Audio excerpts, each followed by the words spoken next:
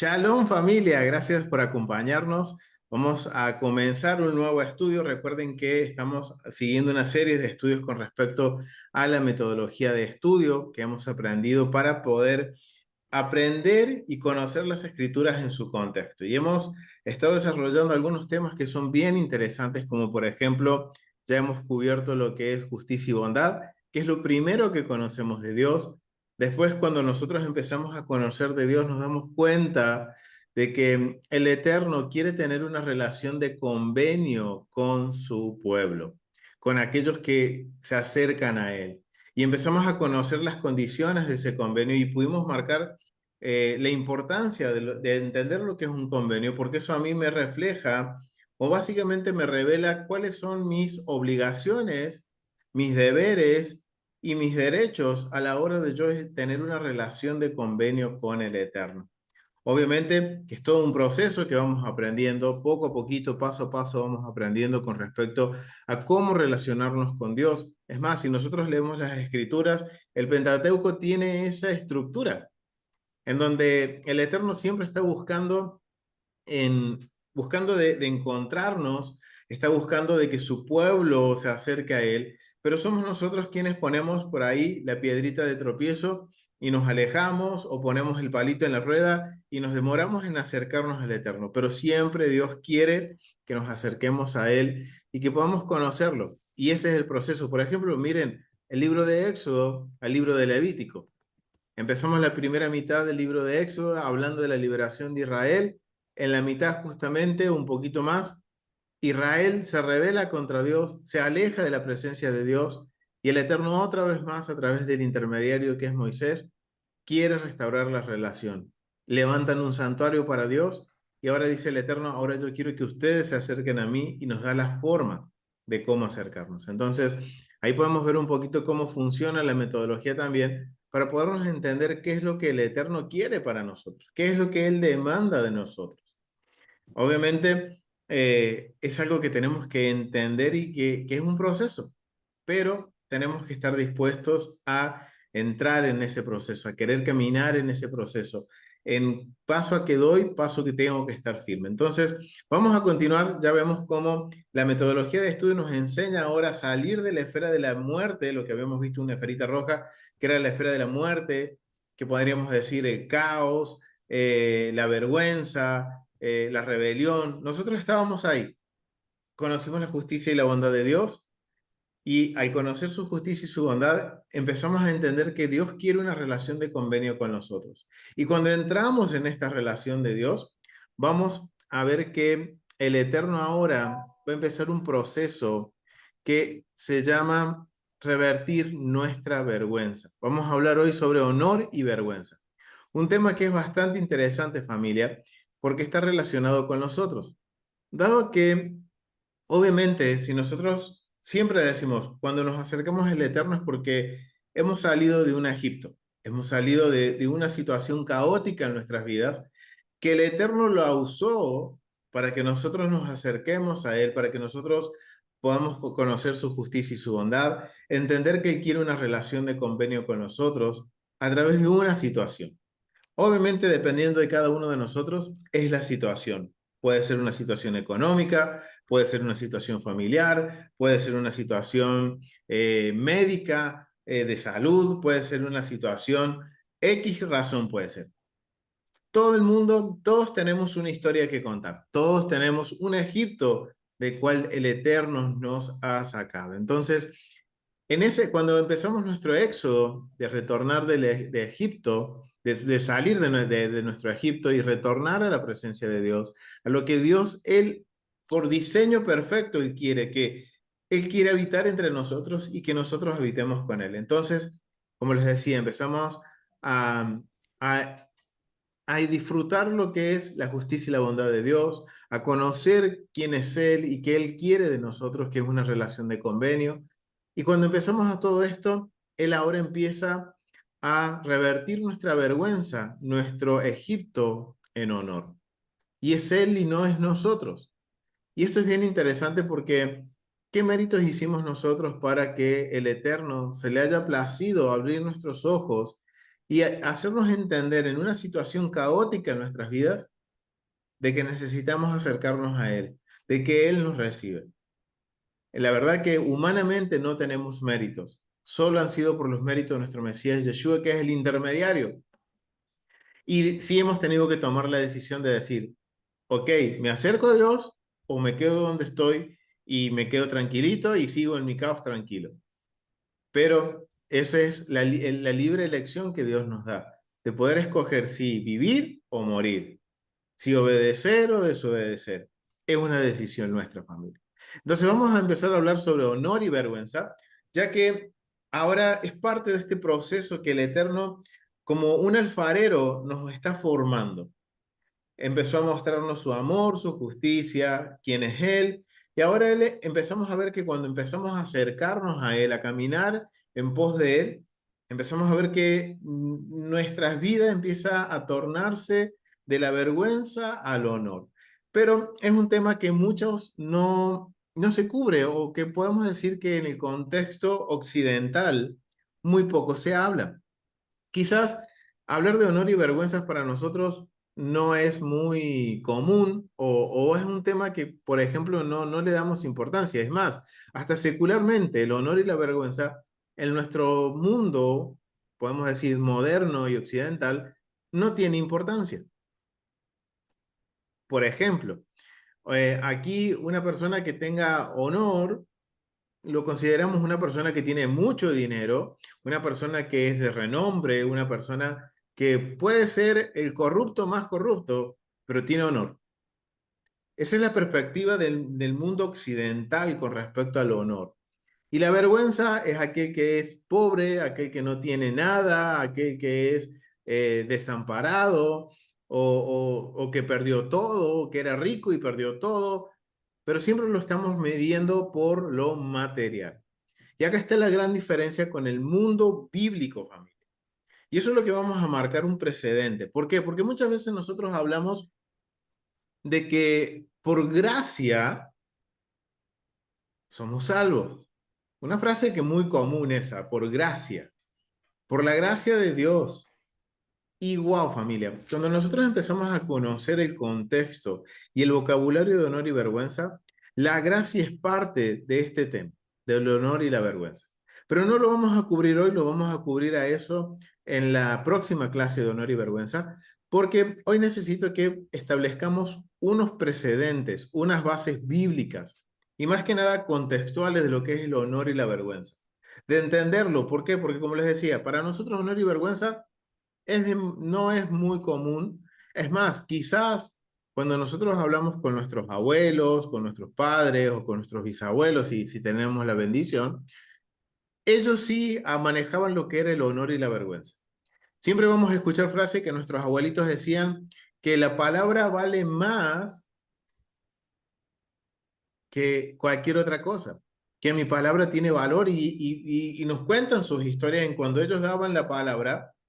No hacía falta firmar un papel, sino que ellos tenían que cumplir. Y todo eso tiene que ver con el honor y la vergüenza, que hoy en día se ha perdido. Es más, hoy para cumplir algo hay que firmar un papel y si firmo el papel puedo buscar la forma de no cumplirlo. O sea, para nosotros el honor y la vergüenza no tiene el mismo valor que hace 50, 60 años atrás, ni menos culturalmente, porque nuestra cultura, la verdad que no está basada sobre estos pilares fundamentales que son el honor y la vergüenza, que sí existen hasta el día de hoy en el Medio Oriente.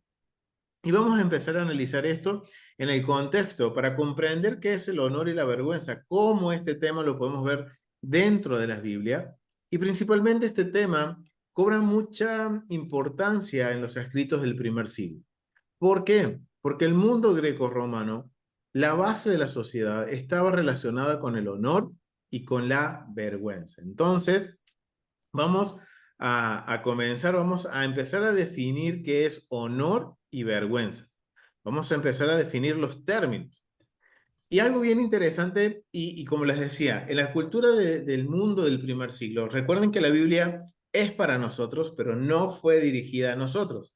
Por eso tenemos que entender qué es lo que la audiencia original del primer siglo comprende con respecto a lo que es honor y vergüenza. Porque obviamente en el vocabulario que se va a usar nos va a denotar la importancia y cómo se manejaba la sociedad. Mire, la cultura del mundo del primer siglo se basa en el valor fundamental del honor y de la deshonra o de la vergüenza. Séneca, que era uno de los sabios griegos, y esto lo vamos a ver con respecto al contexto de primer siglo. Recuerden que estamos tratando de establecer el uso de la metodología en los escritos del primer siglo. Porque esto recuerden cuando empezamos a hablar de justicia y bondad, vimos que al aplicar la metodología, al tener esta guía de estudio y esta guía de temas para estudiar que vemos que están presentes desde Génesis a Apocalipsis, estamos viendo de que no hay una desconexión del Nuevo Testamento o de los escritos del primer siglo con el Antiguo Testamento o el Tanaj o la Torah. Entonces, por eso vamos a citar algunas cositas también del contexto. ¿Por qué? Porque es parte de lo que Israel del primer siglo, el Israel del Nuevo Testamento, está viviendo. Y tenemos que entender cuál era la percepción para que poder entender el vocabulario, porque muchas veces no se habla de forma directa, sino que el vocabulario o las circunstancias en el Nuevo Testamento o en los escritos del primer siglo nos marcan sobre esto del honor y la vergüenza, quién adquiere honor, quién pierde el honor, y es básicamente a través del vocabulario. Entonces, quiero citarles a Séneca, que es un filósofo del primer siglo, un erudito del primer siglo, que miren cómo era la percepción para el mundo greco-romano. O sea, el mundo romano, el honor y la vergüenza era tan importante que valía más que el oro y la plata. Yo podía tener todo el oro, pero si yo era una persona deshonrada porque X razón, porque era un tramposo, porque era un corrupto, porque cualquier cosa que podía traer vergüenza, por más dinero que yo tuviera, yo iba a estar avergonzado, iba a estar muerto socialmente. Mientras que una persona, por ejemplo, que no tuviera nada, que sea pobre, pero su palabra él la cumplía y era una persona que se consideraba honorable, por más que no tuviera las condiciones económicas, esa persona era más importante que un rico en el primer siglo. Y esto es algo bien interesante que tenemos que tener en cuenta. Y miren lo que dice Séneca con respecto a este tema. Dice, Séneca era un filósofo, un estadista romano del siglo I y escribió lo siguiente con respecto al honor y la vergüenza. La única convicción firme de lo que pasamos a la prueba de otros puntos es este. Lo que es honorable se considera querido por ninguna otra razón que no sea porque es honorable.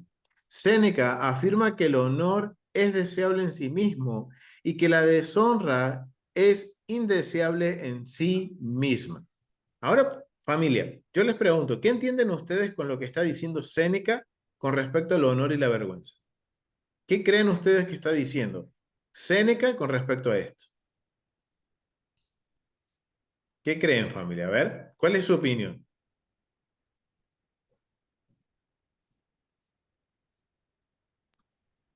¿Tienen alguna opinión? A ver, Jorge. O Gilberto, a ver, Gilberto.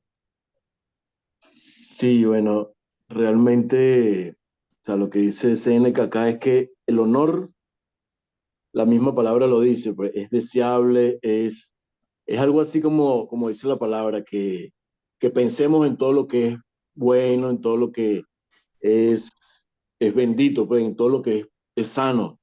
Y el honor, o sea, la misma palabra lo dice, o sea, es honor, es honorable, es recto, es íntegro, es completo, es respetable. Y por el contrario, el deshonor, bueno, es todo lo contrario.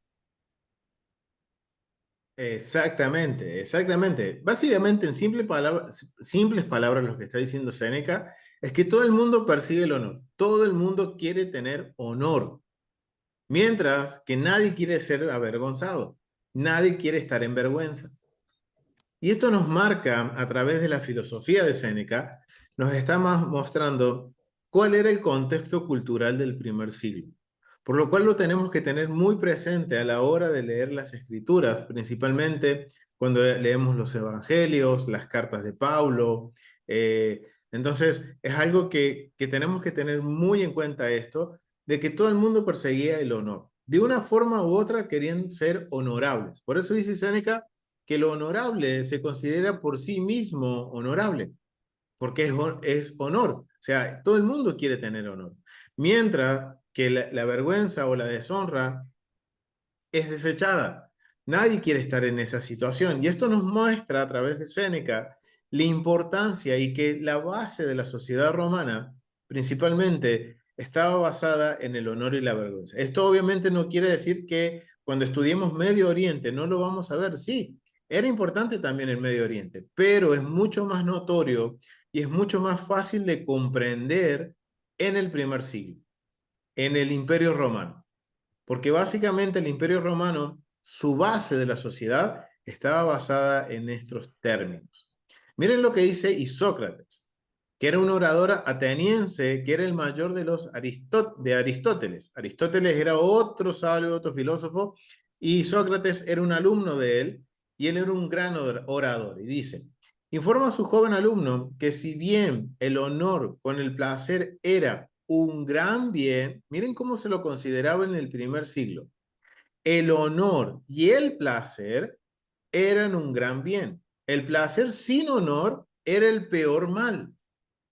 Wow, miren acá entonces lo importante de lo que era el honor, la importancia de ser una persona honrada, de una persona noble, porque también como honor se podía decir una persona noble, pero que no está relacionado a la nobleza, a la realeza, sino que una persona que cumple con su palabra, tiene honor, valga la redundancia. Pero miren lo que dice Isócrates, dice que en el mundo del primer siglo, filosóficamente hablando, podemos hablar de que el honor y el placer era un gran bien. Miren, esto nos está marcando que era más importante que el oro y que la plata. Y buscaban y perseguían el honor y el placer. Pero dice Isócrates que el placer sin el honor era el peor mal. Los que ponen el placer antes que el honor se consideran más animal que humano, regido por sus pasiones y deseos. También colocó el valor del honor por encima de la seguridad personal. ¡Wow! Miren lo que dice Sócrates.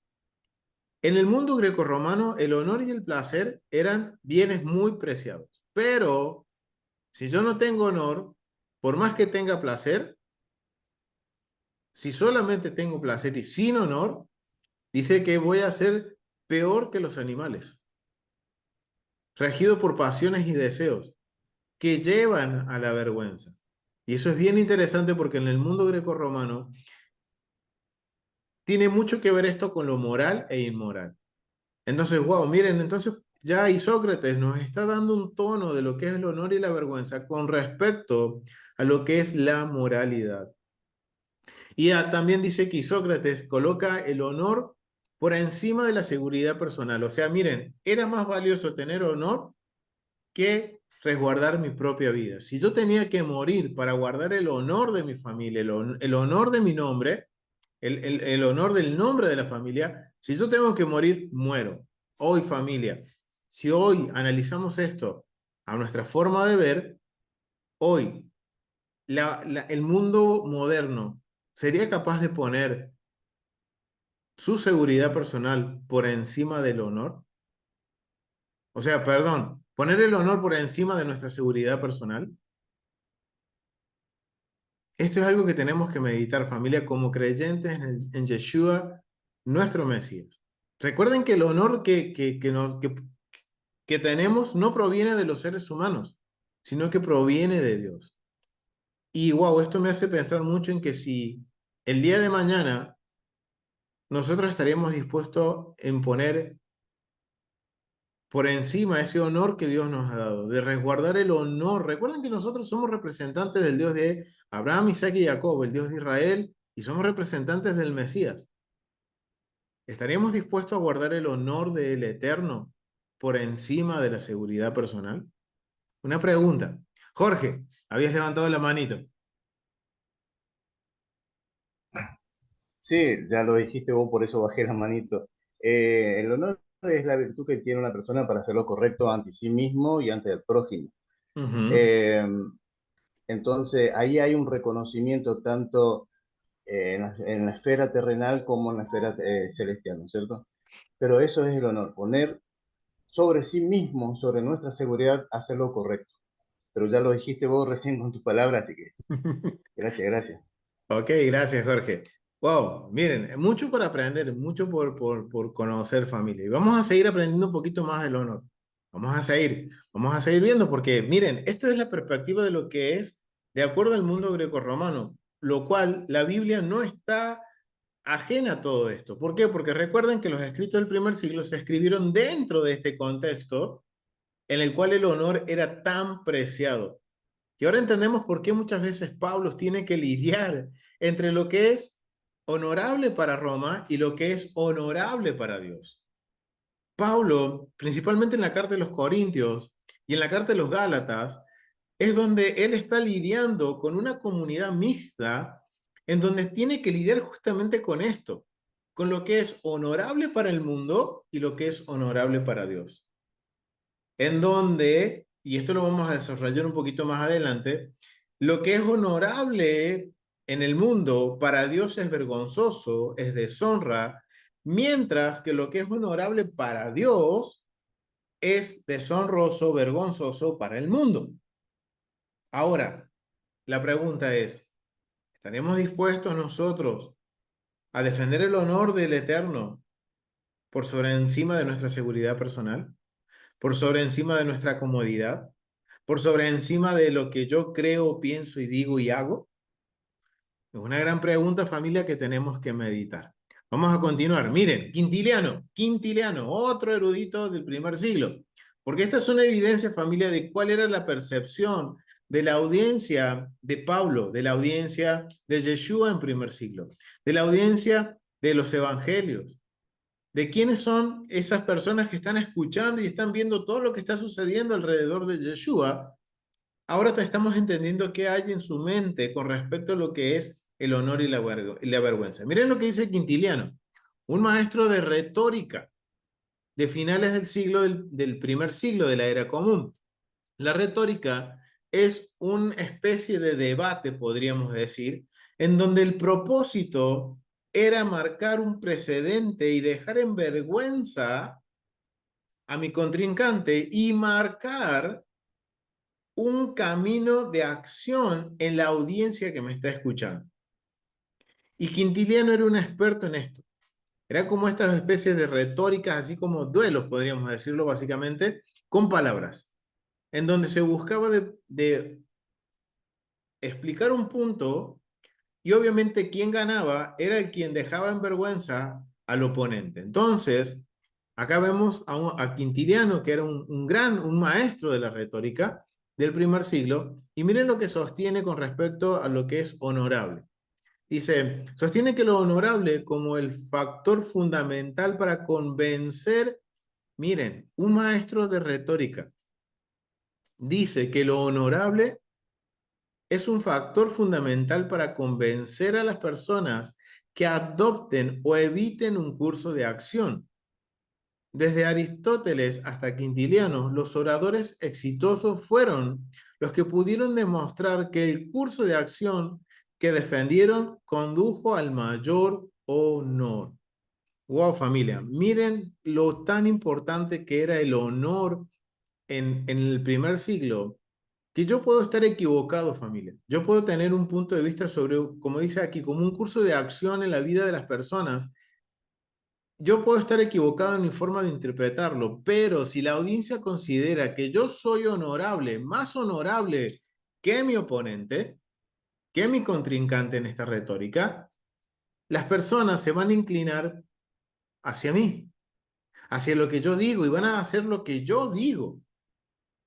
Pero miren, Quintiliano, que era un maestro en la retórica, él dice, mientras más honor tengas, más vas a poder influir dentro de la percepción o la opinión de las personas. Y vas a poder hacer que tomen o eviten algún curso de acción. ¡Guau, familia! Miren lo importante, qué tan importante era el honor en la sociedad antigua, que influía hasta en lo que las personas, la audiencia que estaba escuchando a estos sabios, podían influenciarlos de tal forma que podían hacer o dejar de hacer algo, familia. Y miren, los mayores expertos en retórica, los que tuvieron éxito en la retórica, son los que pudieron demostrar que lo que ellos estaban diciendo o sus estilos de vida eran de mayor honor. Wow, familia. Esto es bien interesante poder conocer cómo era el contexto del primer siglo con respecto a lo que era el honor y la vergüenza. Aquí lo estamos viendo de acuerdo a la evidencia del contexto. Podemos decir sociológicamente lo que era el honor y la vergüenza. ¿Cómo influía esto en la conducta de las personas? ¿Cómo influía en el curso de acción de la vida de un ser humano, de una persona regular en el mundo del primer siglo, en el mundo en el cual se escribió el Nuevo Testamento? El honor y la deshonra también jugaron un papel dominante en la instrucción moral. Y esto ya un poquito lo veíamos con anteriormente con, a ver, se me vio, Isócrates. Isócrates nos está diciendo cuando él pone el honor y el placer, lo está poniendo como bienes muy preciados en el mundo del primer siglo. Pero si yo tengo placer sin honor, dice que puedo ser peor que un animal. Entonces nos está diciendo que esto tiene que influir, el honor influye dentro de lo que son las conductas o instrucciones morales. Su colección de consejos para Demónico, Demónico no, era un alumno, no está hablando que era un consejo para el demonio, no, para los demonios, no. Es un alumno que tiene en este caso Isócrates, y él les escribe estos consejos en donde él le dice lo siguiente: Isócrates usa repetidamente la frase ¿es vergonzoso o es noble? En esta obra que hace Isócrates para uno de sus alumnos, él siempre va a usar estos términos, ¿es vergonzoso o es noble?, con respecto a las que es a la conducta moral. En el lugar de es correcto o es incorrecto, rentable o no rentable. La aversión a la desgracia y la defensa del honor es guiar a la conducta de su estudiante en las amistades, en la enemistad, en la vida privada, en los cargos públicos. O sea, miren cómo Isócrates entendía que el honor, y ahora entendemos por qué él dice que el honor y el placer son bienes que todo el mundo persigue en primer siglo. Pero si yo tengo placer y no tengo honor, o sea, no tengo conducta moral, voy a terminar teniendo vergüenza, caer en vergüenza. Y dice que él enseña a su alumno de que las cosas vergonzosas, las cosas notables, incorrectas o correctas, se van a medir en el ámbito de la persona en cuanto a qué, a su vida privada, a sus amistades, quiénes son sus enemigos, o sea, la conducta que tenga el estudiante, cómo él también sea visto públicamente, cómo él se comporte públicamente. Y todo esto tiene que ver con cómo yo voy a tener el honor y cómo yo voy a ser reconocido como una persona honorable y cómo yo voy a prestar defensa de mi honor. Wow, familia. Y un poquito esto, un poco lo que ustedes hablaban al principio, de, de qué es lo que yo hago, de ser coherentes en lo que yo digo, creo y hago. Porque tenemos que entender que nosotros no, ¿cómo les puedo decir, familia? Nosotros representamos al Eterno, representamos a Dios. Entonces, yo tengo que entender de que yo tengo que, con mis actos, con mi vida pública, con mi vida privada, con mis amigos, con mis enemigos, como yo conduzco en la vida, tengo que ser un reflejo de a quien yo le estoy dando honor, que es al Eterno. Mi vida tiene que ser una vida honorable.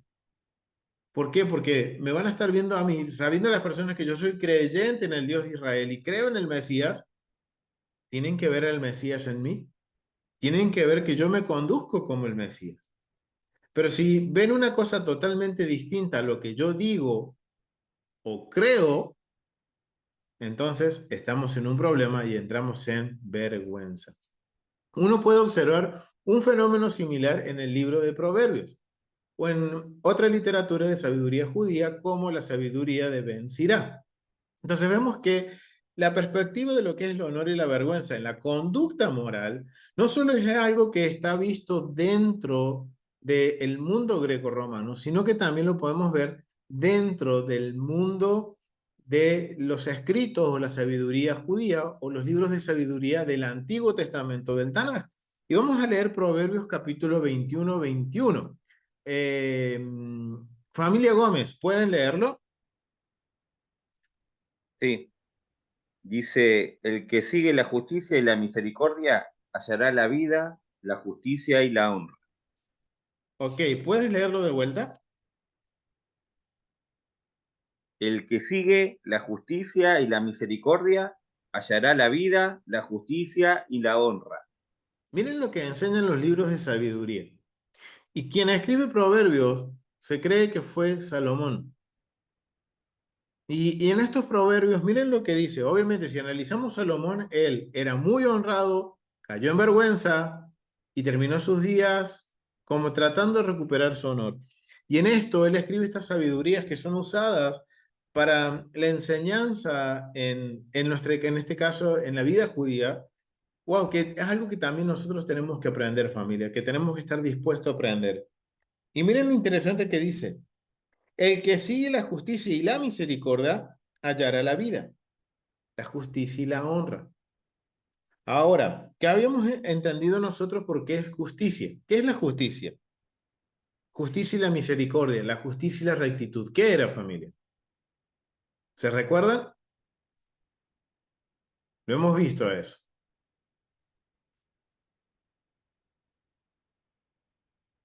¿Se recuerdan qué era la justicia y la rectitud? Era Tenía... una persona recta, justa. Ajá, pero ¿quién era una persona recta y justa, mi hermano? El que seguía los mandamientos. Claro, el que guardaba mandamientos. Ok, el que era obediente. Entonces, miren cómo ahora entendemos cómo ahora se está relacionando justicia y bondad, justicia y rectitud con honor y vergüenza. Porque los sabios, miren, y esta es la gran diferencia con el mundo greco-romano, con el contraste, podemos decir, con el contraste contracultural que hace la Torá con el mundo antiguo o la vida secular antigua, en donde el honor se perseguía en el mundo antiguo al precio que sea. Vida, muerte, tenía un precio el honor y la vergüenza. Mientras que en el mundo, digamos, bíblico, es aquel que obedece los mandamientos. El que vive una vida de justicia y rectitud, como ustedes decían, familia. Aquel que obedece los mandamientos. Es una persona considerada justa, una persona recta. Entonces, acá está diciendo Proverbios de que esa persona que guarda los mandamientos, que vive una vida de conforme a lo que cree, dice y hace, o sea, pone por obra, va a tener honor. Vamos a Proverbios capítulo 6, verso 32-33. Gilberto, ¿puedes leerlo? Sí, ahí voy. Ok, dice, pero el que comete adulterio es falto de juicio. El que así actúa se destruye a sí mismo. No sacará más que golpes y vergüenza, y no podrá borrar su humillación, porque los celos desatan la furia del esposo, y éste no perdonará el día de la venganza, no aceptará nada en desagravio, ni se contentará con muchos regalos. Amén. Ok, miren lo que dice. Está hablando del adulterio, se está hablando de una conducta moral, Proverbios. Miren cuál es la perspectiva. No es muy distinto a lo que se conocía en el mundo del primer siglo, pues estamos hablando del primer siglo, familia. O sea, no es muy distinto el concepto, pero sí cómo se aplica. ¿Por qué? Porque en Proverbios está, como veíamos en el capítulo 21, verso 21, que dice aquel que nos está dando a entender el vocabulario que guarda los mandamientos, aquel que sigue o sea, wow, familia, la Torá, los mandamientos de Dios, nos indican qué es la conducta moral correcta y la incorrecta. Mientras que en el mundo greco-romano, lo moral o inmoral se determinaba por la cultura y por la tradición. Entonces acá vemos que dice que el adulterio es algo inmoral de acuerdo a la Torá y dice que aquel que comete adulterio, ya sea físico o como también puede ser espiritual, adorando a otros dioses, dice que es un falto de entendimiento y corrompe su alma, a tal punto que genera heridas y vergüenza dará, dice. Wow, familia. O sea, tiene que ver mucho el honor y la vergüenza con nuestra forma de conducirnos, con nuestra forma de vivir la vida, si somos coherentes o no somos coherentes. Recuerden, nosotros no defendemos nuestro propio honor, sino que estamos demostrando el honor o trayendo honor al nombre del Eterno. Wow, mucho por aprender, familia. Vamos a Proverbios capítulo 19, verso 26. Mi hermana Estela, ¿lo puede leer? Amén, hermano. El que roba a su padre y ahuyenta a su madre es hijo que causa vergüenza y acarrea oprobio. Ok, gracias, mi hermana. Miren lo que dice. Aquel que roba a su padre y ahuyenta a su madre. O sea, aquel que falta el respeto. O sea, aquel que de alguna forma oprime a su padre y su madre. Wow, estudiemos los mandamientos y vamos a ver que hay mandamientos que están asociados a esto, a honrar padre y madre, a respetar a madre y a padre.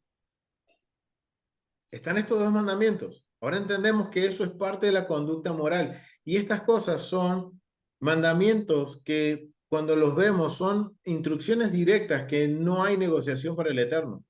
Se hacen y se hacen. ¿Qué nos quiere decir eso? Cuando vemos ese tipo de mandamientos que no hay negociación, de que hay que hacerlo sí o sí y no hay forma de escaparnos, por ejemplo, mandamientos, por ejemplo, el que tener que respetar a madre y padre, ese mandamiento está escrito en una forma en que no es negociable, en que el Eterno no dice, bueno, si tú haces esto, yo te doy esto. No, es algo que se tiene que hacer, punto. Eso nos marca que es una conducta moral. Y es interesante cuando ampliamos un poquito más sobre esos mandamientos, nos damos cuenta hasta qué punto llega el honor y que tiene que ver con el resguardar el honor de la familia. Entonces, miren lo que dice que aquel que oprime, podríamos decir, a su padre, ese es causa de vergüenza y acarrea la culpa, acarrea el oprobio. Es interesante, familia. Entonces vemos que tanto para el mundo greco-romano como para el mundo bíblico, para el mundo del primer siglo, aquellos que los creyentes, vamos a decir, los creyentes del Mesías en primer siglo, aquellos que conocían del Eterno, aquellos que conocían a Yeshua y que eran instruidos por Pablo, vamos a poner ese contexto, ellos conocían lo mismo sobre el honor y la vergüenza. Ahora, ¿cuál era la diferencia entre el mundo romano y el mundo de los creyentes de Yeshua del primer siglo? En que los creyentes del primer siglo se regían por conductas morales dadas por la Torah, mientras que el mundo greco-romano seguía las instrucciones morales del imperio o dadas por el César, en donde, por ejemplo, algo honorable para el mundo romano era que un hombre o una mujer podían adulterar siempre y cuando la persona con la que adulteren no sea un ciudadano romano. O sea, por ejemplo, un hombre podía engañar a su mujer, podía adulterar con otra mujer, siempre y cuando la mujer sea una esclava, entonces eso era honorable para el mundo del primer siglo de Roma. Mientras que el Eterno dice, eso es repudiable, eso es adulterio, eso es fornicación, sea con quien sea, eso es fornicación. Miren la gran diferencia que hay entre el mundo greco-romano y el mundo bíblico. Por eso necesitamos conocer los mandamientos, familia, para no estar mezclando y haciendo cosas que no corresponden, familia. Entonces, miren la gran diferencia. Y eso que yo les puse un ejemplo, familia, de lo que era el mundo, lo que era moralmente correcto en el mundo del antiguo Roma, de lo que era el Roma del primer siglo, que va muy a contramano de lo que dice el Eterno. Entonces, ahí tenemos dos perspectivas. O sea, que podemos decir que en cuestiones morales, el honor y la vergüenza, tanto para el mundo romano y para el mundo bíblico, para los creyentes del primer siglo, el concepto es lo mismo. Ahora está difiere en cómo se aplica. ¿Qué es moral para uno y qué es moral para el otro? ¿Qué es inmoral para los romanos? ¿Qué es inmoral para Dios? Y eso es algo que tenemos que aprender. Wow, familia, mucho por meditar. Ahora hemos visto lo que es honor. Ahora definamos lo que es la vergüenza o la deshonra. El significado de vergüenza es algo más complicado, porque vamos a ver que va a tener dos sentidos el ser o la vergüenza. Si el honor significa respeto por ser el tipo de persona y hacer el tipo de cosas que el grupo valora, la vergüenza significa, en primer lugar, ser visto como menos valioso porque no se ha comportado se ha comportado de la forma contraria a los valores del grupo. O sea, miren familia, ahora lo que es la vergüenza. O sea, la respuesta más rápida y simple, digamos en primer lugar, la vergüenza es hacer algo que va en contra de lo que el grupo en el cual yo pertenezco ha determinado que es correcto. Eso es vergüenza.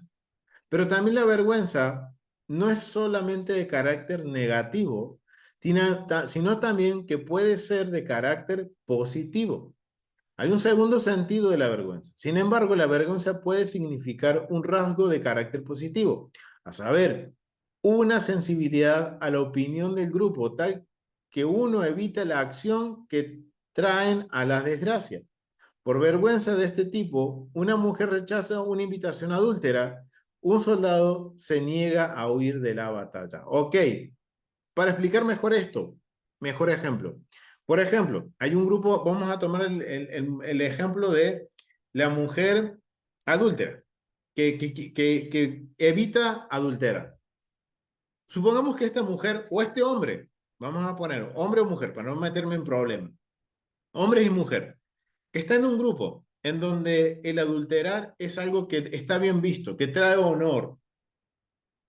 Ok, si la persona, y vamos a poner este ejemplo, si en este pequeño grupo, donde está este hombre o mujer, el adulterio es, podemos decir, honorable, mientras que hay otro grupo más grande, social, que el adulterio es algo negativo, si esta persona, miren, esto funciona así, si esta persona que está dentro de este pequeño grupo y se rehúsa a tener esta conducta de adulterar porque el grupo dice que es honorable, entonces si esta persona rechaza eso o hace lo opuesto a lo que el grupo dice, entra en vergüenza para ese pequeño grupo. Mientras que para el otro grupo que está alrededor de este otro grupo, termina siendo algo honorable, algo positivo. La vergüenza de que está pasando esta persona en ese pequeño grupo que dice que el adulterio es algo honorable, se termina convirtiendo en algo positivo fuera de ese grupo. Y esto es cómo funciona la relación que tenemos con Dios. No sé si quedó claro, familia. Déjenmelo saber si quedó claro el ejemplo o tengo que explicarlo de otra forma. ¿Quedó claro? Levántame un dedito o déjenmelo saber. Clarísimo. Ok, gracias, mi hermano. Entonces, miren cómo esto funciona ahora. Ahora esto tiene que funcionar en la Biblia. ¿Cómo funciona esto en la Biblia? ¿Cómo funciona esto? Porque, miren, para el mundo determina qué son las cosas, podemos decir, honorables. Hoy en día, voy a poner un ejemplo, y espero que no nos bajen el video por esto, pero, por ejemplo, ser de la comunidad LGTBQTHM más plus es algo honorable. Pero si yo voy en contra de eso y digo, no, disculpen, eso no es honorable. Eso va en contra de la naturaleza, eso va en contra de lo que es el mundo, digamos, sí, la biología, va en contra de lo que el diseño perfecto que Dios ha hecho. Si yo voy en contra de eso, yo entro en vergüenza en el mundo. Pero como yo pertenezco al Eterno, esa vergüenza que tengo en el mundo delante del Eterno se convierte en honor. Otro ejemplo. Por ejemplo, si yo defiendo el terror. Yo digo, estoy del lado de hoy, podemos decir hoy, tristemente, vamos a poner una situación actual con respecto a lo que está pasando en Medio Oriente hoy en día. Hoy, el defender a los palestinos es de gran honor. Es que yo estoy de acuerdo con la vida y, ok, pero estoy defendiendo a asesinos.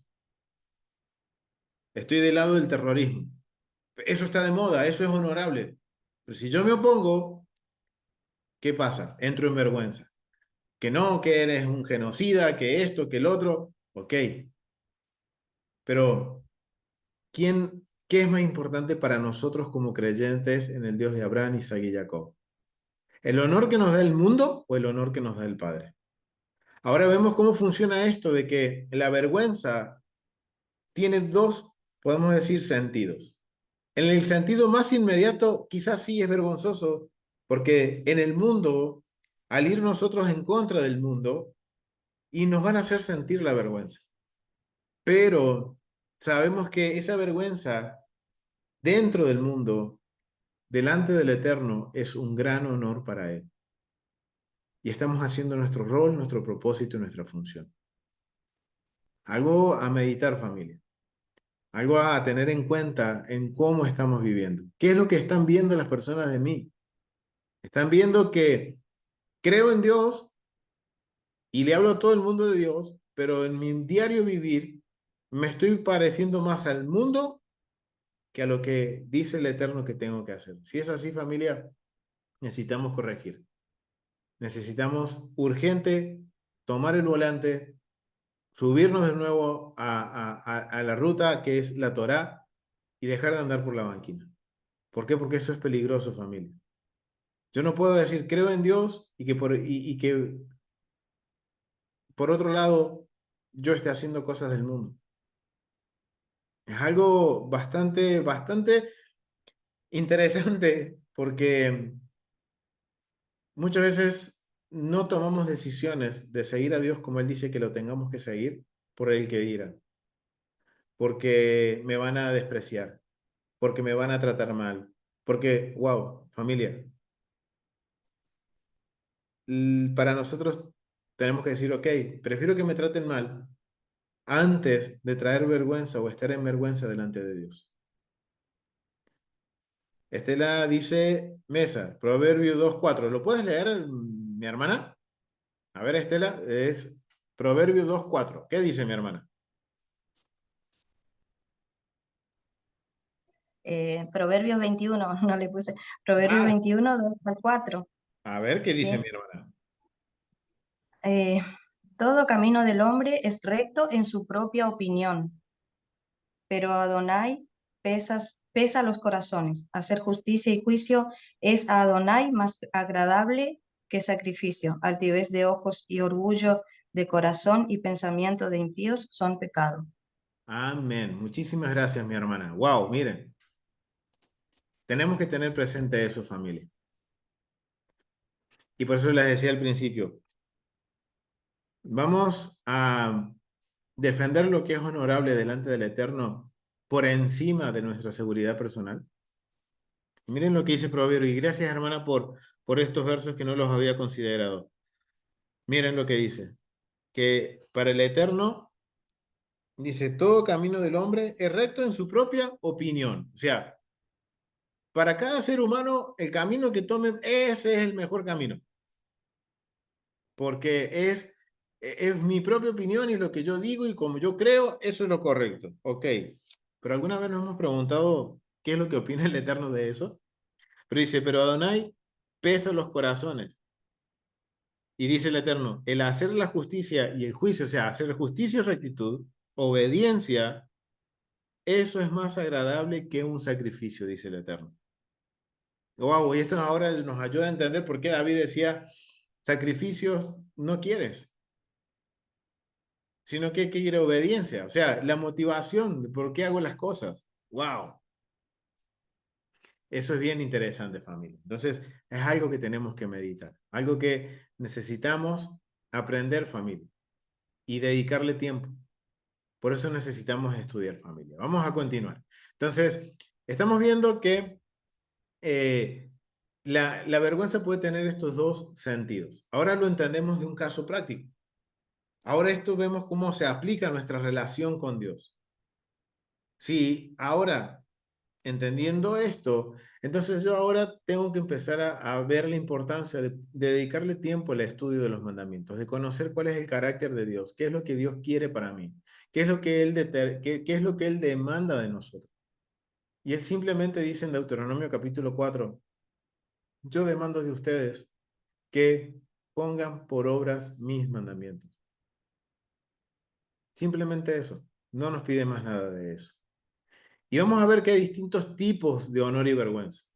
Hay distintos tipos de honor, como yo puedo adquirir el honor. El honor se puede atribuir a una persona por nacimiento o subvenciones otorgadas por personas de mayor estatus o poder. La paternidad y el linaje de una persona se convirtió, en muchos sentidos, en un punto de partida para el honor. El honor de una persona proviene de su padre. Y esto lo dice el libro de sabiduría de Ben Sirá. Ok, ¿qué quiere decir esto? Que una persona puede ser honorable porque su familia es honorable. Si yo nací en una familia que es de renombre, yo voy a adquirir ese honor. ¿Por qué? Porque es parte de la herencia que recibo de mi familia. Ahora bien, al recibir esa herencia del honor, yo tengo que continuar con el linaje de ese honor. ¿Por qué? Porque el honor proviene de mi padre, y si provenió de mi padre, viene de mi abuelo, o sea que es algo que se fue construyendo familiarmente y que yo tuve la suerte de nacer en esa familia y que ahora yo tengo que seguir con ese legado. Un hecho confirmado para la práctica del elogio que comenzó a celebrar el honor de las personas fallecidas al recordar el honor de sus antepasados y padres inmediatos. Pero por ejemplo, de la casa de David, comienza con el honor más alto de la cultura judía, que un miembro de la casa de cualquier otra familia, y por lo tanto, los insultos o asaltos al honor de una persona a menudo implican el descenso de una. Ok, miren, acá podemos ver dos tipos, la forma de adquirir honor.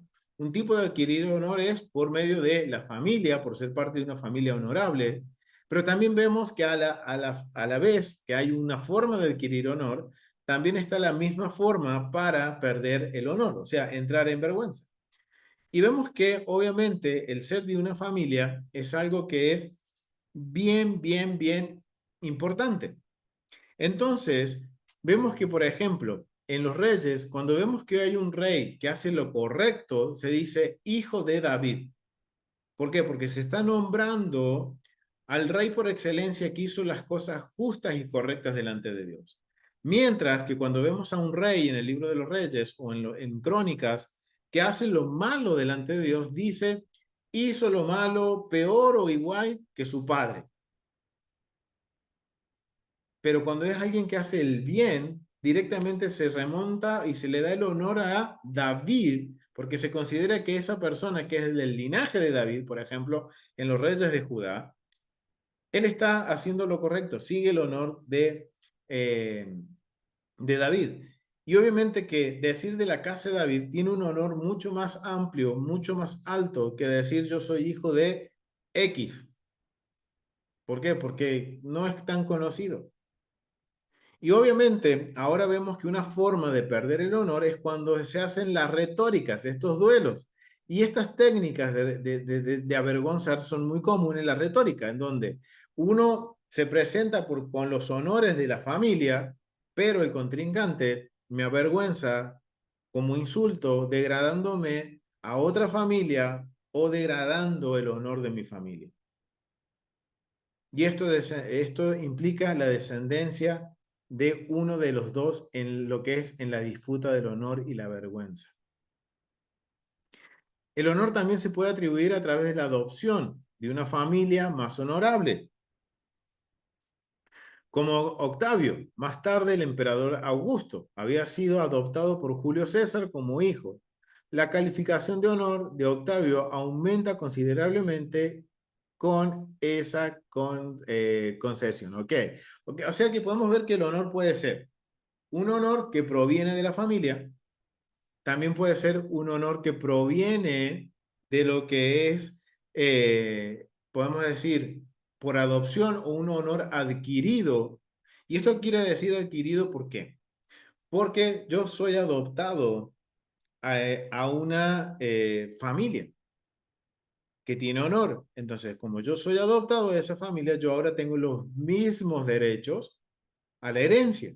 Y yo tengo que ahora como hijo, por más que soy adoptado, tengo que seguir con esta linaje y con el honor de la familia. Por más que yo no sea de sangre, pero hay una condición legal que me une a esta, podemos decir, a esta herencia de seguir con el honor. Pero vamos a ver algunos ejemplos prácticos de esto, familia. Vamos a ver con respecto a lo que es esto de los insultos, de cómo viene el honor de familia y que cada uno a la hora de defender el honor o de mostrar honor ante el público, acudo a mi antepasado más honorable. Y en un duelo, en una retórica, soy insultado por cuando me degradan a un hombre de otra familia o ponen en vergüenza el honor de mi familia o en duda el, el, el nombre de mi familia. Y vamos a ver algunos ejemplos de esto con respecto a este tipo de honor y de deshonra a través del nombre de la familia. Vamos a ir al libro de Mateo, capítulo 3, verso 7. Vamos a ir a ver, que acá se los comparto. Vamos a ir a Mateo, capítulo 3, verso 7. ¿Puedes leerlo, mi hermana Estela? Del verso 1 al 7 vamos a leer. Del verso 1, Sí, del verso 1. 3 del 1. Ujú. En aquellos días vino Juan el Bautista predicando en el desierto de Judea y diciendo, arrepentíos, porque el reino de los cielos se ha acercado, pues este es aquel de quien habló el profeta Isaías cuando dijo, voz del que clama en el desierto, preparad el camino del Señor, enderezad sus sendas. Y Juan estaba vestido de pelo de camello y tenía un cinto de cuero alrededor de sus lomos, y su comida era langostas y miel silvestre, y salía a, y salía a él Jerusalén y toda Judea y toda la provincia de alrededor del Jordán, y eran bautizados por él en el Jordán, confesando sus pecados. Al ver él que muchos de los fariseos y de los saduceos venían a su bautismo, les decía, generación de víboras, ¿quién os enseñó a huir de la ira venidera? Amén. Gracias, mi hermano. Mi hermana, ahí vemos cómo ahora está hablando de Juan, del bautismo de Juan. Y vemos, miren cómo Juan está asaltando al honor de los fariseos y los saduceos. O sea, eran dos grupos muy importantes en el mundo del primer siglo, dentro del judaísmo del primer siglo, podríamos decirlo, en donde estos tenían cierto honor. El fariseo y el saduceo tenían cierto honor. Pero miren ahora como Pablo, en este caso Juan, no Pablo, dice, generación de víboras. Ahora entendemos qué es lo que está sucediendo aquí. Ahora que conocemos cómo funciona el honor y la vergüenza en el primer siglo, vemos que él está públicamente, dice que están en público, públicamente está retando el honor de los fariseos y de los saduceos cuando él les dice generación de víboras. ¿Quién os enseñó a huir de la ira venidera? O sea, los está confrontando y en este confrontamiento él está poniendo en duda el honor de los fariseos y de los saduceos. Vamos a ir a Juan capítulo 8. Vamos a ir a Juan capítulo 8. Mi hermano Gilberto, ¿puedes leerlo? Verso 40. Vamos a leer del verso 39 al 45. Al 47 vamos a Ok, leer. ok. Dice, ellos le contestaron y le dijeron, Abraham es nuestro padre. Y Yeshua les dijo, si soy hijo de Abraham, haced las obras de Abraham. Pero ahora, procuráis matarme a mí, que os he dicho la verdad que oí de Adonai. Esto no lo hizo Abraham, vosotros hacéis las obras de vuestro padre. Ellos le dijeron, nosotros no nacimos de fornicación, tenemos un padre, es decir, Adonai. Yeshua les dijo, si Dios fuera vuestro padre, me amaría, porque yo salí de Dios y vine de él, pues no he venido por mi propia iniciativa, sino que él me envió. ¿Por qué no entienden lo que le digo? ¿Por qué no pueden oír mi palabra? Soy de vuestro padre el diablo y quieren hacer los deseos de vuestro padre. Él fue un homicida desde el principio y no se ha mantenido en la verdad, porque no hay verdad en él. Cuando habla mentira, habla de su propia naturaleza, porque es mentiroso y el padre de la mentira. Hasta el 46. Sí. Pero porque yo digo la verdad, no me creen. ¿Quién de ustedes me prueba que tengo pecado? Y si digo verdad, ¿por qué ustedes no me creen? Amén. El verso de 47, ¿qué dice? El que es de Dios escucha las palabras de Dios, pero vosotros no escuchan porque no son de Dios. Ok, wow, qué interesante. Miren ahora, si yo ahora, comprendiendo lo que era el honor y la vergüenza en primer siglo, ahora entiendo lo que está sucediendo aquí entre Yeshua y los fariseos. Y que está, básicamente, ¿qué está sucediendo aquí? Cuando vemos que los fariseos se presentan a él y le responden y les dijeron, nuestro padre es Abraham, obviamente, son linaje de Abraham, somos linaje de Abraham. Si creemos en el Dios de Israel, somos linaje de Abraham. Pero ellos estaban públicamente. Recuerden que esto está sucediendo en público. Esto es un duelo. Esto es lo que se llama retórica, familia. Esto es lo que es la retórica, en donde se asalta el honor o se trata de poner en vergüenza y de defender una postura a rajatabla, sin importar qué es lo que suceda con la otra persona. Y miren lo que está sucediendo aquí. Dice que los fariseos, en esta retórica, recuerden que están en público, dicen, nosotros somos, nuestro padre es Abraham. O sea, ellos se están atribuyendo el honor de quién era Abraham. Y después Yeshua les dice, ok, si ustedes son hijos de Abraham, entonces harían las obras de Abraham. ¿Y cuáles son las obras de Abraham, familia? ¿Se recuerdan? ¿Cuáles son las obras de Abraham? ¿Cuál es la Los obra? mandamientos, guardaba. ¿Cómo, mi hermano? ¿Que guardaba los mandamientos? Ok, ¿cómo lo muestro bíblicamente?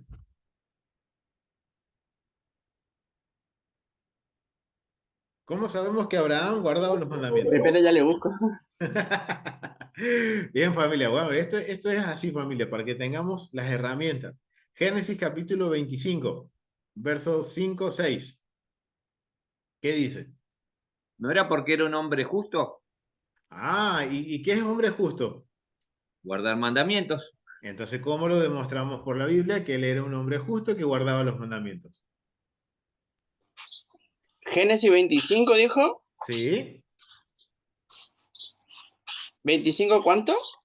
Versículos 5, 6. Por ahí, si no me equivoco. No. No, ahí no está. Entonces, ¿me Perdón. equivoqué? Espera. A ver, 25. Génesis, vamos a buscarlo, ya me han hecho dudar. Ahí lo busco. 26.5, ahí está, 26.5, era un capítulo, miren, estaba cerquita, le pegué en el palo. 26.5, ¿qué dice? Porque Abraham me obedeció y guardó mi ordenanza, mis mandamientos, mis estatutos y mis leyes. Amén. Ahí ven cómo podemos demostrar que Abraham fue un hombre justo y que de acuerdo a la definición de justicia y rectitud, de acuerdo a la Biblia, él guardó ¿qué? Los mandamientos, los estatutos, los preceptos y las leyes, la Torá de el Eterno. Entonces ahora entendemos qué es lo que está sucediendo aquí. Ahora ellos se atribuyen, los fariseos, que están discutiendo con Yeshua, que están retándolo a Yeshua en público, o sea, retarlo, voy a aclarar el término, porque fuera de Argentina, el retar es como hacer un desafío, desafiarlo, mientras que para Argentina, el retar es regañar o es corregir a un hijo, por ejemplo. O sea, el reto es como regañar, así podríamos decirlo. Entonces, voy a hacer esa aclaración porque sé que hay público que después va a ver el video que son de otros lugares que van a decir, reto tiene que ver obviamente lo van a entender como duelo, pero mientras en Argentina reto quiere decir como un regaño o como una exhortación de forma negativa. Entonces, a un paréntesis de esta aclaración, entonces vemos que hay un duelo aquí entre Jesús, Yeshua, y los fariseos. Y los fariseos se atribuyen el honor a través del nombre de Abraham. Entonces, Yeshua, cuando él les dice si hacen las obras de Abraham, entonces miren lo que se les viene a la mente a estos fariseos. Génesis capítulo 26, verso 5. Y él les dice, harían estas obras.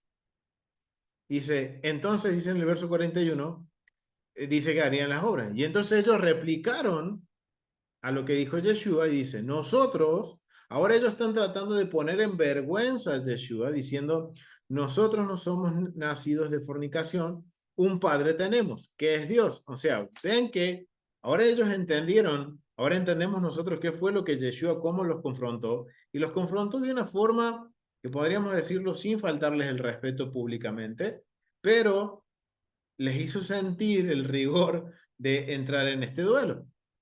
Entonces ellos, al verse que la verdad que la audiencia había entendido el mensaje de que ellos tenían que hacer lo que Abraham hizo, entonces ellos ahora públicamente están siendo un poco más agresivos y le están diciendo no somos hijos de fornicación, pero somos hijos de Dios ahora nosotros. Entonces ahora Yeshua les dice, si vuestro Padre fuese Dios, ciertamente me amaréis, porque yo de Dios he salido y he venido, pues no he venido de mí mismo, sino que Él me envió. O sea, Él está diciendo, ok, si ustedes que ahora dicen atribuirse el honor porque son hijos de Dios, entonces tienen que conocer las Escrituras, conocer la voluntad de Dios y entender que yo soy ese que iba a enviar el Eterno para traer un nuevo orden a este mundo. O sea, parafraseando un poquito para entenderlo mejor. Y miren lo que les responde Yeshua. Ahora, como a ellos le faltaron el respeto, podríamos decirlo, entonces ahora Yeshua va a replicar esta acusación que están haciendo los fariseos y dice, vosotros sois, vuestro padre es el diablo y los deseos de vuestro padre queréis hacer. Ok, y vemos que aquí la palabra diablo está en minúscula. No, esto no quiere decir que está hablando de un ente o de un nombre personal. Simplemente la palabra diablo en el griego no tiene nada que ver con una cuestión mística o del inframundo, sino que es igual, exactamente igual que en el hebreo. En la palabra griega es la palabra diablo o diabolo, que significa adversario. Adversario, lo mismo que significa en el hebreo. ¿Qué significa en el hebreo? Hasatán, el adversario. O sea que les están diciendo que ellos son adversarios de Dios. ¿Por qué no hacen lo que Dios ha dicho que hagan? Ok, entonces ahora estamos viendo que no está hablando, no lo está acusando de que son hijos del demonio, porque la verdad que eso, el inframundo en la Biblia no tiene nada que ver. Es algo que es algo cultural del antiguo Medio Oriente, pero no tiene nada que ver con la cultura bíblica. Entonces, él lo que le está diciendo, los está retando diciendo, vosotros son, su padre es el adversario, aquel que se opone a todo lo que Dios dice que haya que hacer. Usted le está diciendo, ustedes son opositores a la voluntad de Dios y quieren hacer lo que ellos hacen y empiezan a hacer lo que les dice, mentiras, que quieren mentir, engañar, o sea, hacen lo que contrario. Entonces, ¿qué está diciendo acá? Que estamos viendo un reto y réplica, en donde los fariseos los están retando, están poniendo, y vemos que está en juego el honor de los fariseos y el honor de Yeshua. Y los fariseos que quieren traer vergüenza a Yeshua. Y usaron palabras fuertes. Ahora Yeshua le estaba confrontando porque ellos le han dado luz verde para que él pueda ahora confrontarlos un poquito más fuerte y les dice, ustedes son hijos del adversario porque hacen las cosas contrarias a lo que Dios dice que hagan. Y miren cómo termina. El que es de Dios, las palabras de Dios oye. Wow, familia. ¿Y cuáles son las palabras de Dios que oye? ¿Cuáles son esas palabras de Dios? Familia, lo acabamos de leer, Éxodo 26, 5. Porque el contexto empieza comparándolos con Abraham, que harían las cosas de Abraham. Ahora entendemos lo que la audiencia original está tratando de entender en este punto. En este punto en el cual ahora están entendiendo, ok, cuando dice las palabras de Dios, se les viene a mente lo que Abraham oyó. Y por esto por esto no las oís vosotros, porque no sois de Dios. Ok, fuerte lo que dice Yeshua, pero es cierto. Aquel que dice de ser de Dios, no sé qué está diciendo aquí Yeshua. Está diciendo, si ustedes son de Dios, tienen que ser coherentes con lo que dicen, creen y hacen. Si ustedes dicen, creen, pero no hacen, no son de Dios. No están escuchando la voz de Dios. Wow, es bastante fuerte lo que dice Yeshua, pero estamos viendo cómo se está confrontando el honor. Y esto también nos deja una enseñanza. ¿Qué es lo que el Eterno ve de nosotros? ¿Qué es lo que Él está viendo de nosotros? Y para terminar, vamos a ver ahora algunos ejemplos de adopción, de cómo adquirimos el honor por adopción de acuerdo a las Escrituras. Y esto tiene que ver con nosotros, familias. Vamos a ir a Gálatas, capítulo 4, del verso 4 al 7, y me gustaría que Jorge puedas leerlo. Un momento. Sí, sí, mi hermano.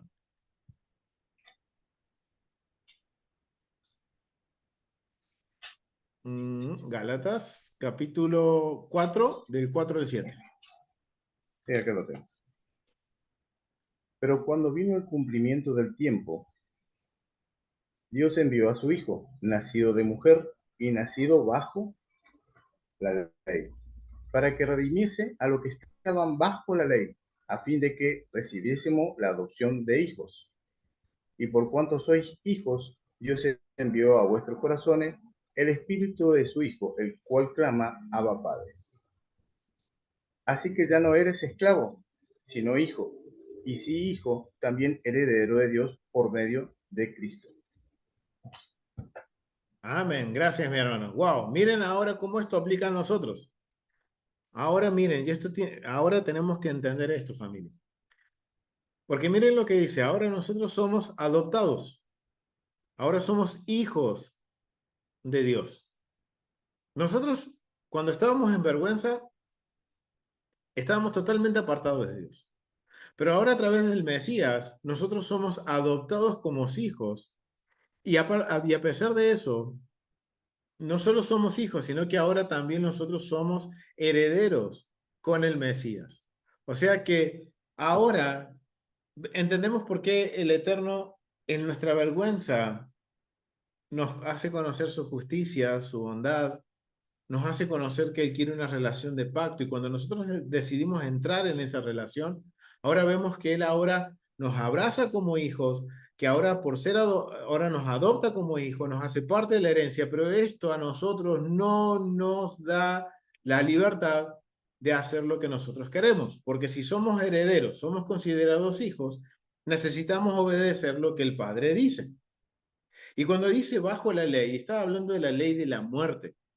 Porque Yeshua se hizo como nosotros, es el verbo, el memra, un gran misterio que no vamos a saber resolver hasta que el Eterno se le plazca revelarnos ese misterio, pero la esencia del Eterno se hace carne, se hace con nosotros, envía a su Hijo, a su mensajero, obviamente bajo la ley de la muerte, porque Yeshua muere, pero después resucita porque el Padre lo resucita, pero Él vino bajo la ley, ¿para qué?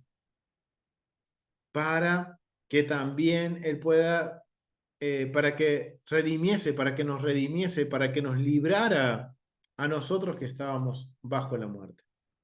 Y ahora nosotros, wow, y esto tiene que ver con lo que veíamos de convenio y la economía de la salvación. Él tuvo que hacerse como nosotros, venir a este mundo, estar bajo la ley de la muerte, morir, y como Él fue justo, fue una persona recta, Yeshua, conforme a la voluntad del Padre, el Padre los resucita entre los muertos.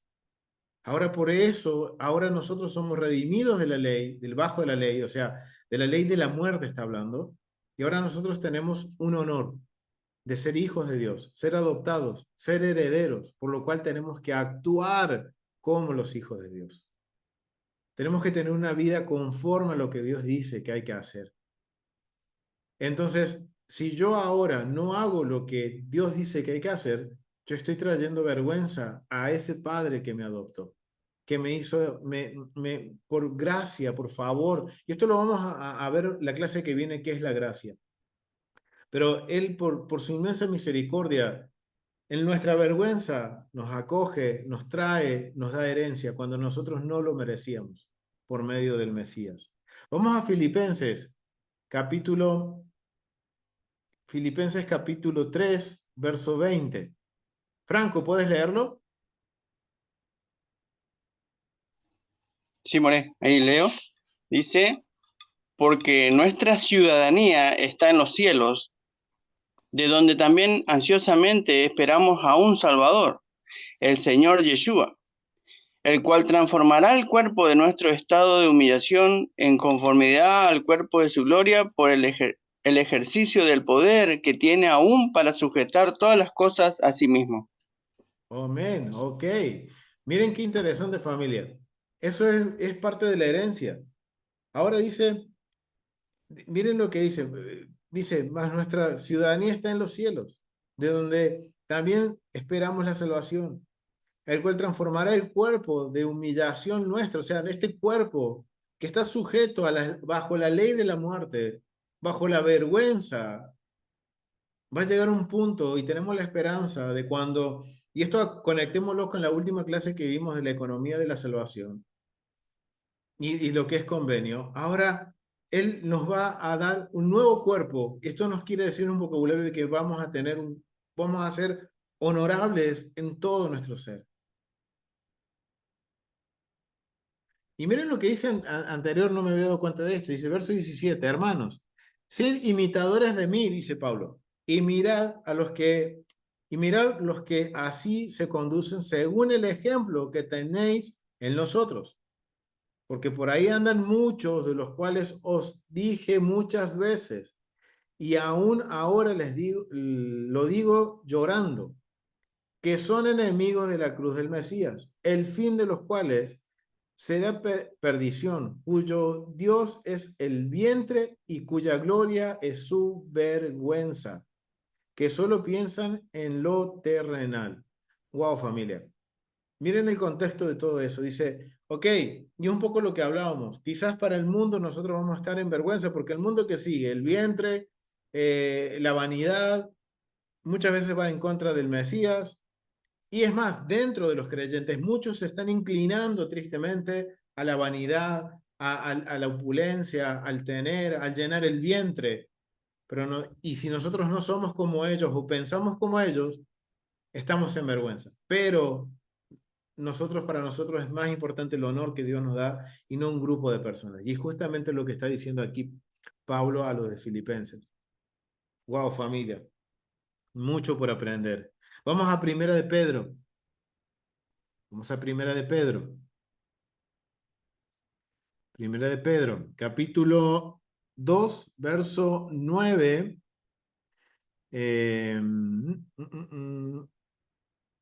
Jorge, ¿puedes leerlo?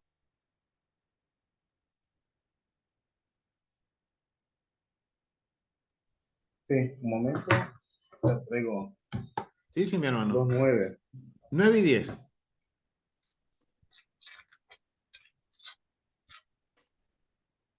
Mas a vosotros soy linaje escogido, real sacerdocio, nación santa, pueblo adquirido por Dios, para que anunciáis las virtudes de aquel que os llamó de las tinieblas a la luz admirable.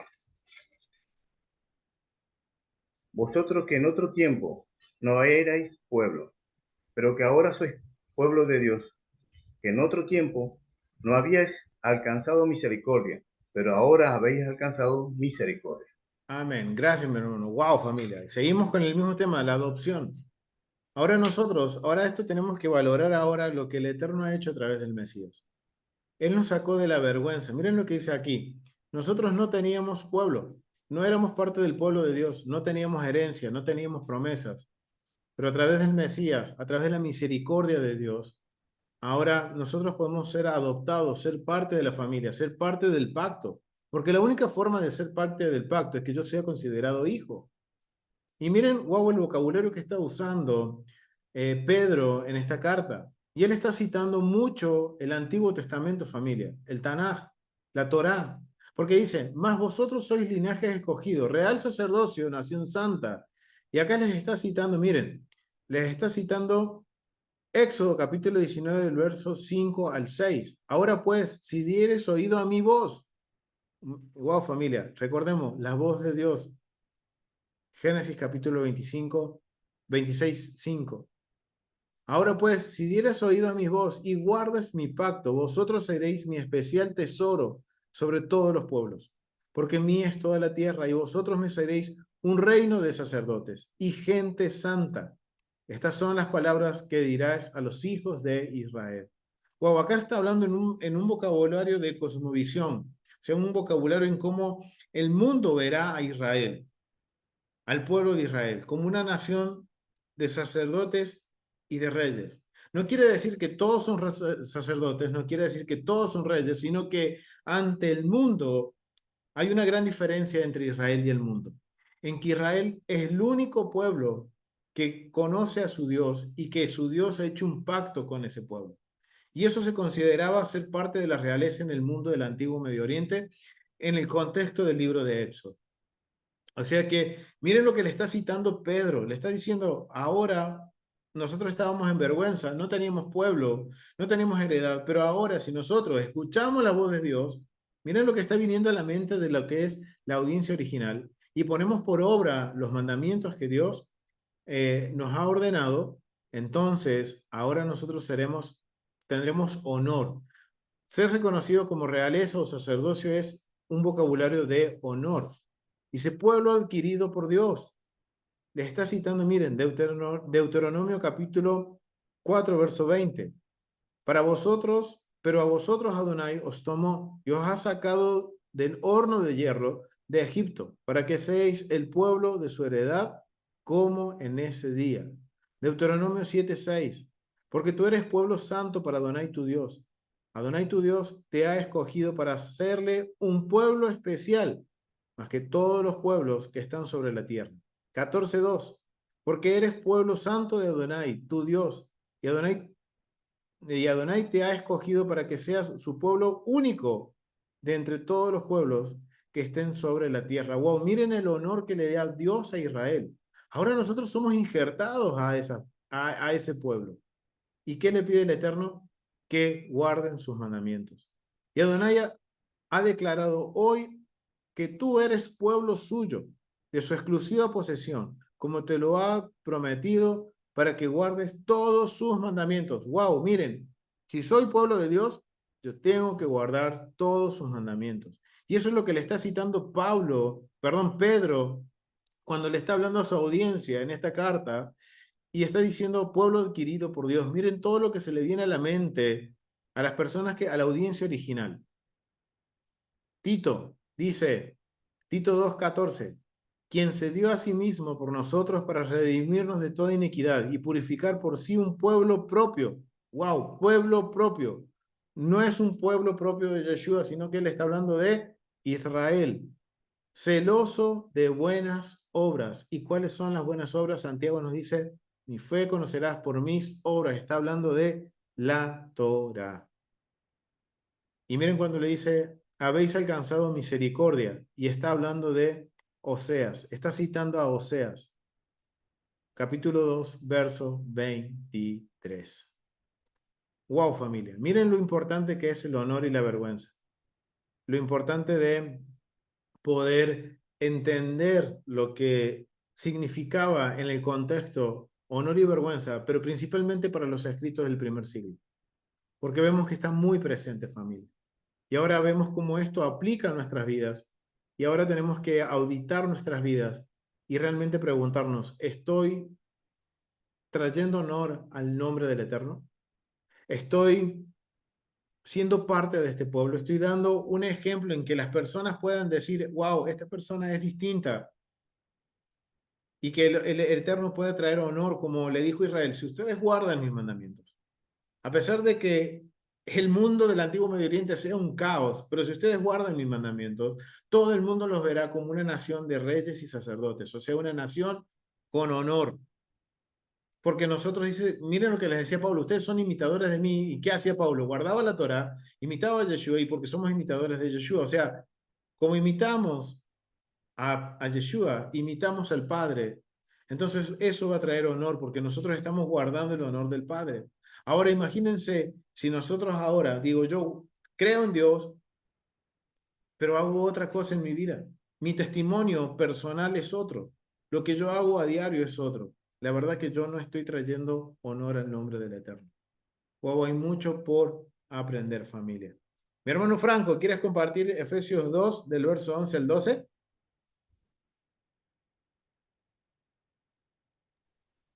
Sí, More. Recordad pues que en otro tiempo vosotros los gentiles en la carne, llamados incircuncisión por la tal llamada circuncisión hecha por mano en la carne, recordad que en ese tiempo estabais separados del Mashiach, excluidos de la ciudadanía de Israel, extraños a los pactos de la promesa, sin tener esperanza y sin Dios en el mundo. Amén. Gracias por esa evidencia, mi hermano. Wow. Otra evidencia más, que somos adoptados, somos parte del pueblo. Y miren lo que dice, estábamos apartados de la nación de Israel. Y está hablando no solamente de judíos, sino que está hablando de los gentiles también en las naciones. Ahora que nosotros conocemos a Yeshua, conocemos al Eterno, ahora somos parte de Israel. Éramos extranjeros, no teníamos pacto. Ahora la pregunta es, ¿cuál es ese pacto? Y es el pacto que hizo con Abraham, Isaac y Jacob. ¿Y cuáles son las condiciones del pacto? Porque dice Génesis capítulo 26, 4, está diciendo que el Eterno iba a bendecir a Abraham porque él había escuchado sus palabras. Wow, familia. Ahora entendemos cuál es nuestro rol, nuestro propósito y nuestra función. Que necesitamos ser conscientes de esto, familia, y hacer una auditoría y empezar a hacer cambios, familia, en nuestras vidas. Si yo veo que hay cosas que me estoy pareciendo más al mundo que a lo que el Eterno dice que me tengo que parecer, wow, hay que corregir, familia, corrijamos. Y pueden ser mínimas cosas, por ejemplo, cómo hablo, qué veo, qué comparto, qué digo, cómo me expreso, cómo manejo mi carácter. Todo eso trae honor, familia. Y la Torah nos enseña a conducirnos de la misma forma, de la forma que el Eterno quiere que nos conduzcamos. Algo que hay que meditar, familia. Y no es, podemos decir, casualidad de que el Eterno en estas últimas porciones que estamos cubriendo el libro de Génesis nos esté hablando sobre el carácter de la persona, de lidiar con nuestro carácter. La porción pasada lo vimos con Leví y con Simeón. Tuvieron que lidiar con su carácter. ¿Es malo nuestro carácter? No, pero tenemos que saber lidiarlo. Lo acabamos de ver, Yeshua. Él confrontó a los fariseos, pero no pecó. Sí tuvo que hablarles fuerte, tuvo que retarlos de una forma fuerte porque ellos le faltaron el respeto. Pero en ningún momento vemos que Yeshua tiene un carácter que todo el tiempo está así, de esa forma, atacando, sino que lo atacaron, entonces yo me defiendo. Entonces, wow, familia, mucho en qué pensar. Así que lo vamos a dejar hasta aquí, familia. Ha sido un gusto compartir esta primera parte de lo que es honor y vergüenza.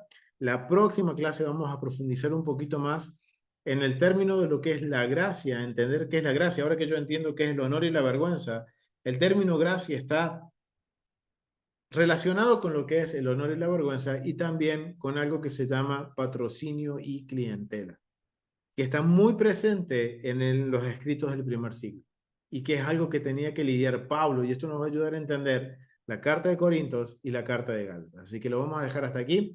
Nos vemos la clase que viene con la segunda parte de honor y vergüenza. Así que familia, nos vemos. Shalom.